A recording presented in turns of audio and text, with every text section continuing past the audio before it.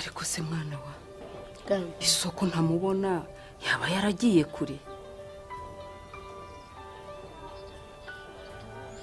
ese nyagoko ntabwo wari ko papa yapfuye ugize ngo iki mwana wa ese nyagoko mama ntabwo yigeze abikubwira ntabyo yambwiye mwana wa ntabwo hari kera ndi umwana hano mu rugo haje kuba umusore witwaga Eric akazajya aryamana na mama papa atabizi none nibwo haje kugera igihe umusore ngo ni Eric mama arahukana ajya kubana nawe udusiga mu rugo njye na papa tutazi ahantu yagiye tugahambana na papa igihe kinini njyenyine hashize igihe mama yaraje akigera mu nzu akihagera papa barapfuye ariko tata yaje kumbwira ngo ni mama wamwishe nyoko ni unkoze mu nda mwana wa nyoko niwe wankoze mu nda kuko aho ni mumva Bikira Mariya agira impuhwe ubu niyo nigumirayo ubu ndabivuga ngo iki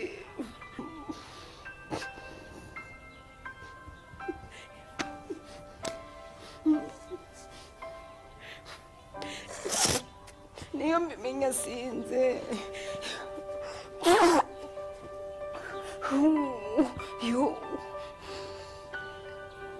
ubu nazaga gukora iki mama iryo mbonye we mwana wanjye we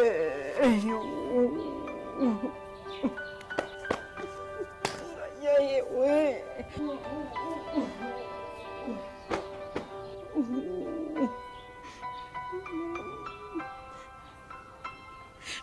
nyine mbabazi Bikira Mariya we ubu ndabigira nte ubu ndajyahe nzabivuga ngo iki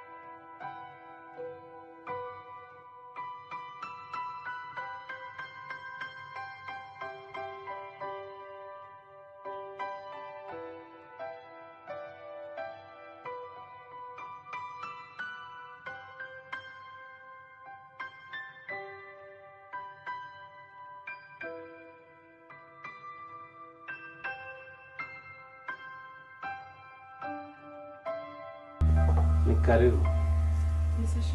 Yes, ahimbaze mwaho. Mwaho neza. Karibu mwica.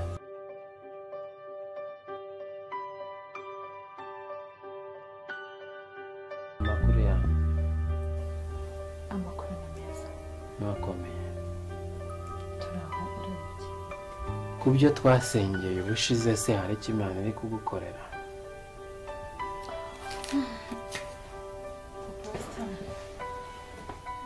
Nakubwiye ko icyo nkeneye cyane ni amafaranga. Nibyo. Ndabyumva kandi narabikubwiye. Ku Mana hari byose. Yesu Kristo umubyeyi w'imfubyi n'umugabo w'abapfakazi. Ikigukwiriye cy'ingenzi ni uguhinduka ukimika Yesu Kristo nk'umwami nk'umukiza w'ubugingo bwawe. Okay. Ngahinduka gute pastor? Ukwiye guhinduka imirimo y'umwijima ugatandukana nayo. Okay. nubimfashamo nzahinduka mu izina rya Yesu. Nakubwiye ngo ukwiye guhinduka.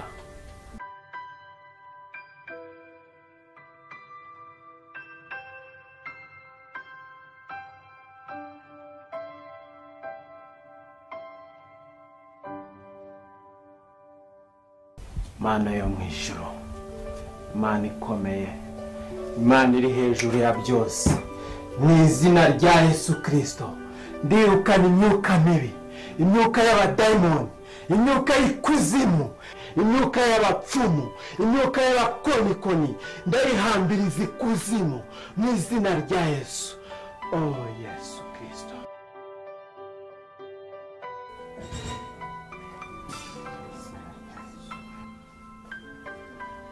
Umva mukobwa, ikigukwiriye cy'ingenzi ukwiye guhinduka.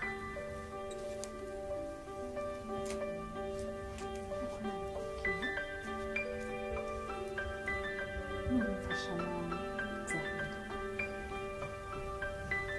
Mu izina rya Yesu. Icara hariya. winyigizayo Umva mubwire,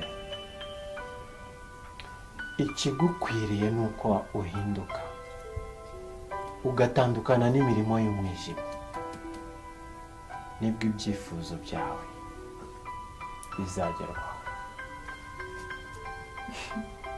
nakubwiye ko nubimfashamo nzahinduka Genda umukozi w'Imana. byiza cyane kuba uri umukozi w'Imana.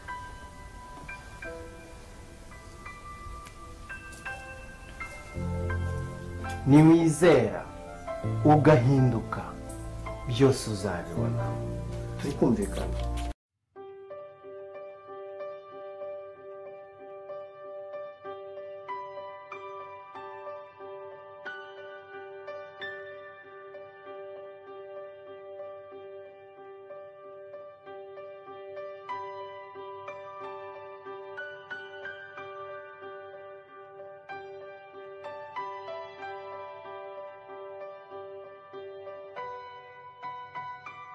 ndambuye kukubona untera isesemi kwawe ngo urarira di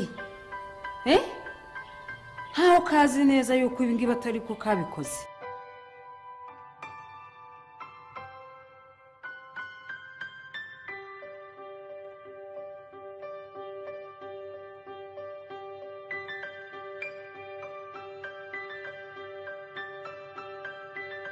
maze agatsinda ntikavuga, ubugome bwako nibwo bwuzuye agatuza.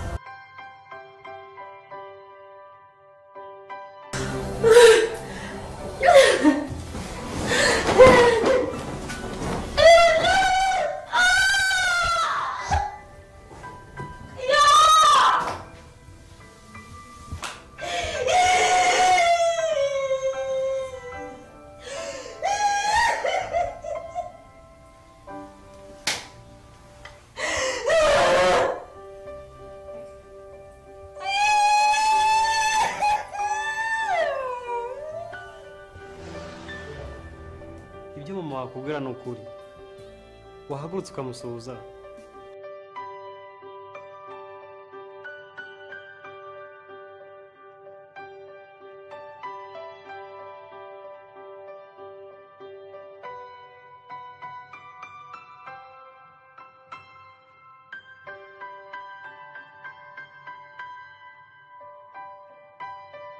mama ndashaka kukubaza ubwa mbere n'ubwa nyuma, uriya mwana ni uwa data cyangwa ni uwa Eric?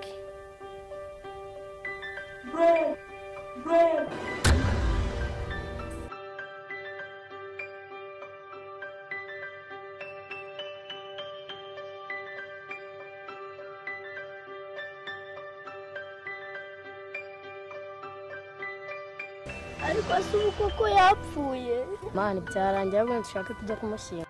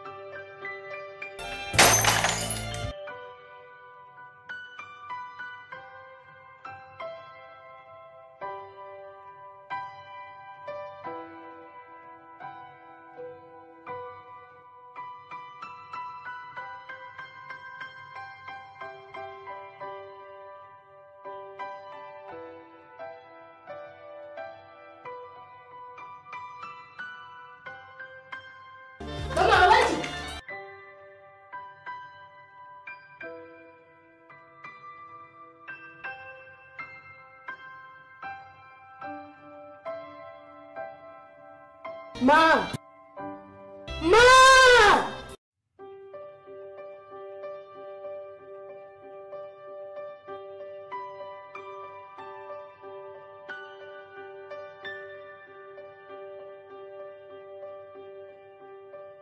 Mama, wait.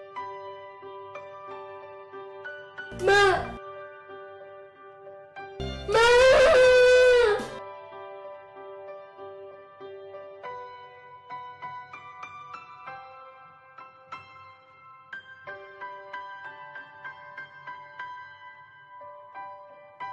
Ma, mama, ma, mama, mama.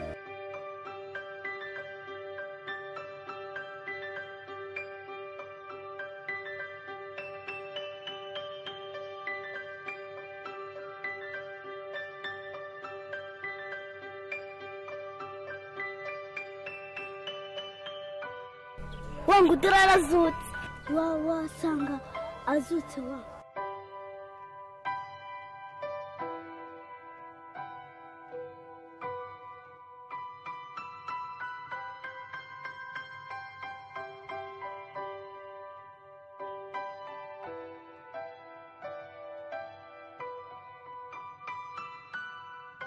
mwana inda pisi yazutse.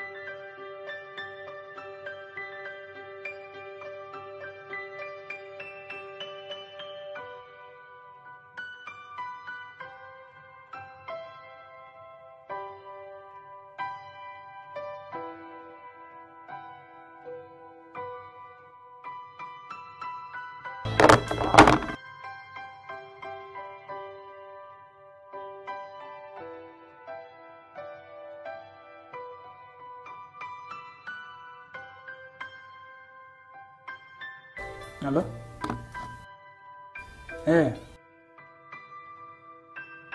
Reka ntibishoboka.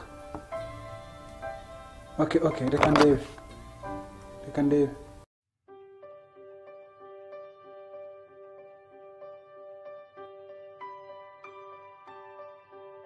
twaje tuzi ko ariho n'amakuru twari dufite nuko yari ariho. Twaje ariwe dusanga.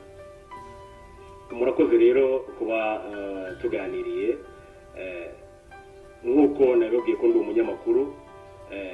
Mu nshingano zacu ni bimwe dushinzwe byo kuba twagera ku baturage kugira ngo twumve ibibazo byabo, byaba ngombwa tukabera n'umuyoboro kugira ngo babashe kugera ku bisubizo by'ibibazo byabo. Ndagira ngo rero mubare mungenge ku kibazo cy'umwana wanyu mwabuze. Ubwo tuvugana ubu iki kiganiro rwose tugiranye kinyura kuri televiziyo. Ndumva umwana wanyu niba akunda kureba televiziyo, iki kiganiro namara kukibona azahita asobanukirwa nuko mufite ikibazo cy'uko mwamubona, hanyuma ashakisha uburyo yabageraho. Ndumva ari ubwo buryo nabafashamo, kandi itangazamakuru rwose rizabafashamo.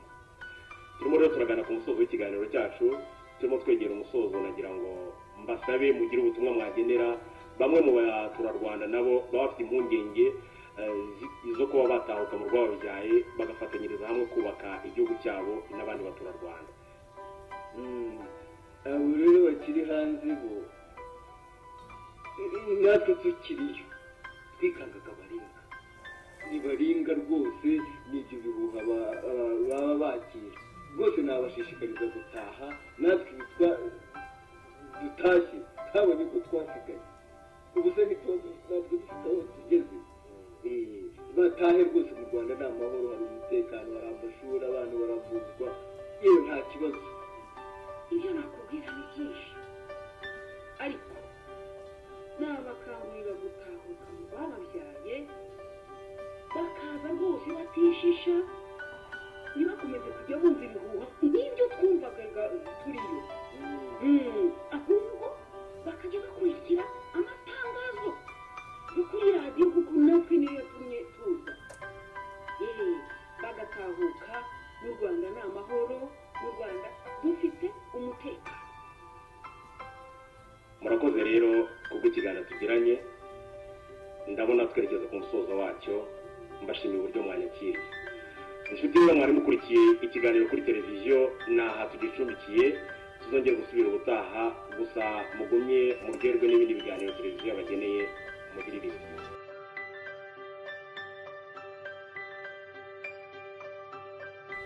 Mama aracyariho? namusere ndatushimwe Mana uhabwa icyubahiro rwose baba Mana nkora igitangaza mu buzima bwanjye bwose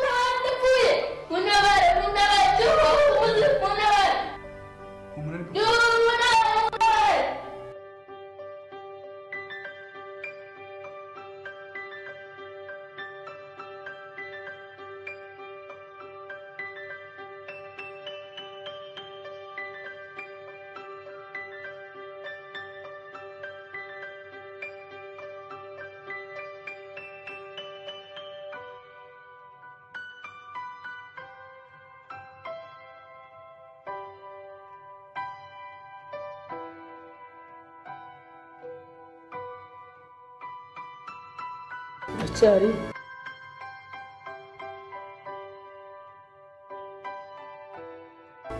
niwe mwana wanjye urakuze wabaye igisore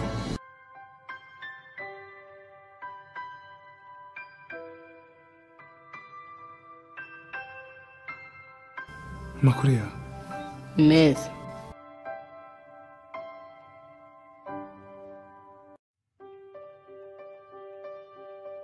ibintu byose ko byahindutse mu nzu byagenze bite ibintu byose mama yarabifashe yarabigurishije mama yarabigurishije mama waba hano muri iyi nzu mama turabana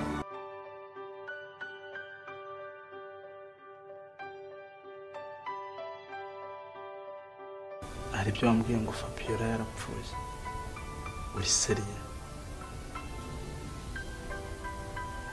Saido urabona mfite umwanya wo gutakaza cyangwa nirirwa mvuga aya magambo ansesereza ntabwo mfite umwanya wo kwishinyagurira yanze ko ngiye mpamya ko Fabiola atapfuye Fabiola ni muzima Saido njyewe ubwanjye nageze ku gituro cya Fabiola hariho n'ifoto ye ndetse kigeretse kuri ibyo namwiboneye n'amaso yanjye bamurasa sinzi rero ibindi uvuga ahantu waba wabikuye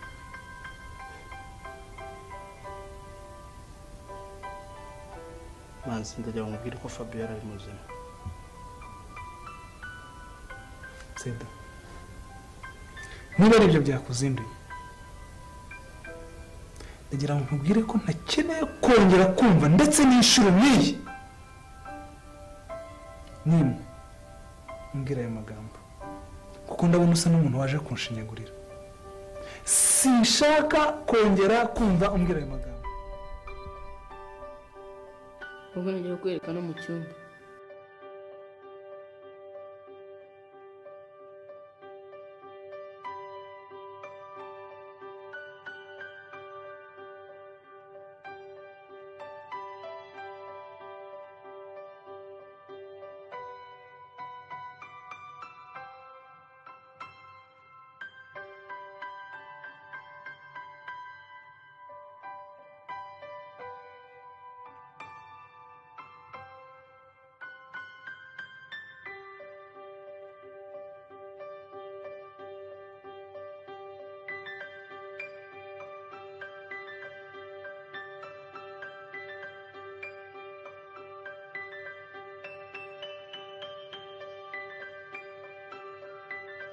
ikintu ntakubwiye nta kintu n'ikintu kimwe cyane nkeneye kumva.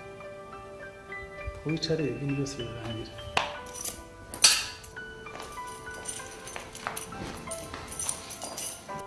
Fabio, ndeba hano mu maso.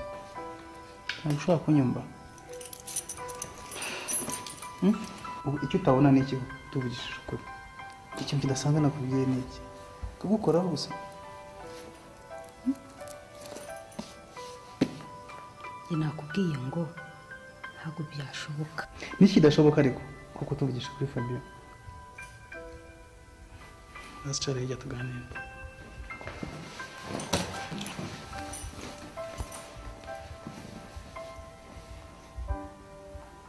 Wanze kumva ijambo ndimo kukubwira Fabio, uvugishije ukuri. Ariko hari ikintu kimwe nibaza. Umubyeyi wabyaye umugabo n'umwe. Ubyibutsa none aha ngaha? Kuki abagabo bose ari ukumumera? Utekereza ibintu byinshi Fabio. Cyumva ko ari ibintu bisanzwe. Ndeba hano mbwire. Reba hano ndeba. Uriya muhanda nagukuyeho. Nicyo kintu ukwiye kumbwira. Ibintu byose wamaze kugurisha mu nzu ngurira ishyashya. Kuko uratinyuka nkawe Dani, umuntu w'umugabo. Imwe wanyerekaga n'ibyiza wankorera. Wagira ngo kuntege nawe turyamane. Umva nakoze iri kosa iri rimwe mu buzima. Mpemukira umugabo wanjye gusa nshaka kuzoma gukora ikosa rya kabiri. Ndabizi cyane ariko kuki ubigibutse kuri jewe? Sinshobora rero. Niba warabikoze kugira ngo ukunde uryamane nanjye. Izo mpuhwe zose wari wangiriye. Bifate byose ubisubizanye ubisohora ubijyane. Ariko ngo mbona amahoro. Kubwizo mpamvu ibintu udakeneye kumva icyo ushaka kukubwira. Yaba hari ibyo wanguriye, yaba ari ibyo wanguriye. No, ntega amatwi unyumve. Niba hari ibyo wankoreye kugeza na n'izi saha, aho kugira ngo ngiye nongere kwambara ubusa igitsina gabo, bifata byose ubisore. Kandi niba utabishoboye nawe ubwawe sinongeye gukora mu maso kuko sinshobora kongera gukora ikosa nk'ibyo nakoze. Kuki sari igihe ugiye gufatiraho umwanzuro? Reba hano. Byose byatewe n'ubucucu bwanjye ndetse n'ubugoryi bwanjye. Iyo nza kureba imbere ntabwo byose biba byarambaye. Aka kanya ntabwo nyitwa mama w'umwana kandi narabyaye. Ndashinjwa ko ari njye wishe umugabo hejuru y'ubucucu bwanjye. Fabio nukumbwiye. Nukumbwiye. Kuki utumva kuri ibi? Ndavuze ngo sohoka. Akanyibutsa byinshi. Sohoka!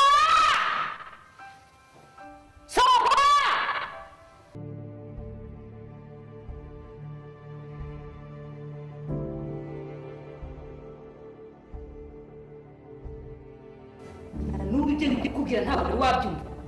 Uzicuza.